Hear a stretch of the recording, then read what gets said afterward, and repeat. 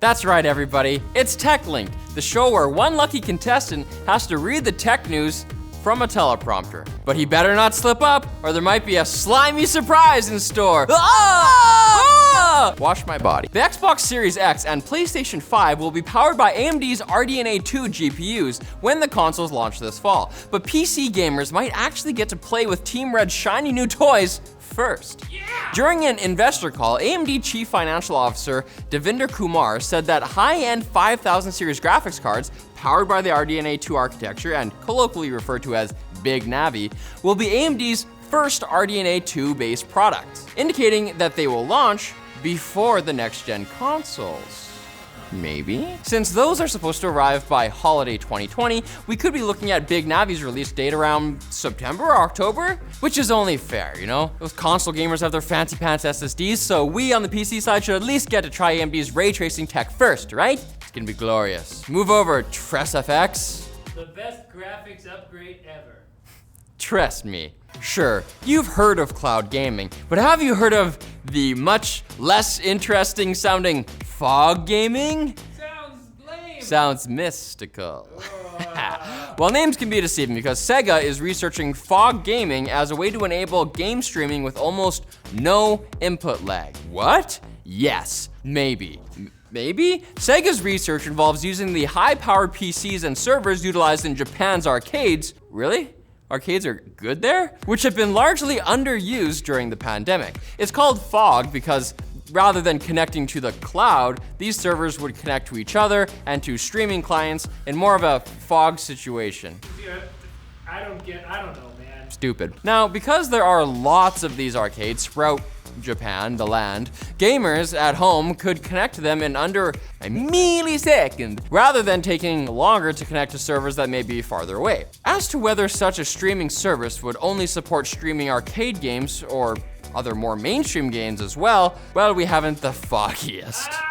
Ugh, I'm wet. And Google is facing a class action lawsuit over Chrome's Incognito mode by people who apparently don't understand Incognito mode. The lawyers behind the lawsuit are demanding at least $5 billion because users who use private browsing can still be tracked by websites. But the suit is based on a study from Vanderbilt University that showed users who sign into websites could be tracked because once they do that, their browsing activity gets connected to their account.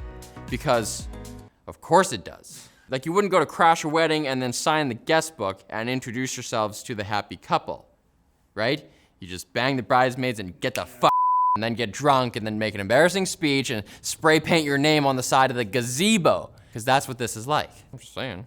Now it's time for the quick bits, brought to you by the CORSAIR Dark RGB Pro. It's both those things. The gaming mouse with 3 different connections. Ultra fast, 1 millisecond, 2.4 gigahertz wireless, low latency Bluetooth, and traditional wired USB. So you can confuse your enemies. Whoa, this guy's using wired?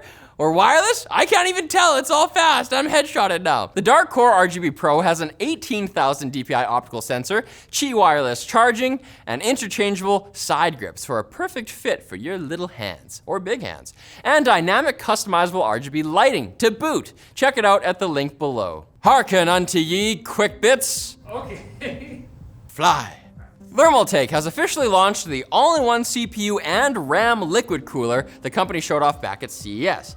It's unclear why anyone would actually need to water cool their RAM, but perhaps if you've downloaded a lot of it, you know, it might have gotten a little toasty. Yeah. Especially if you got fiber internet. Whoa.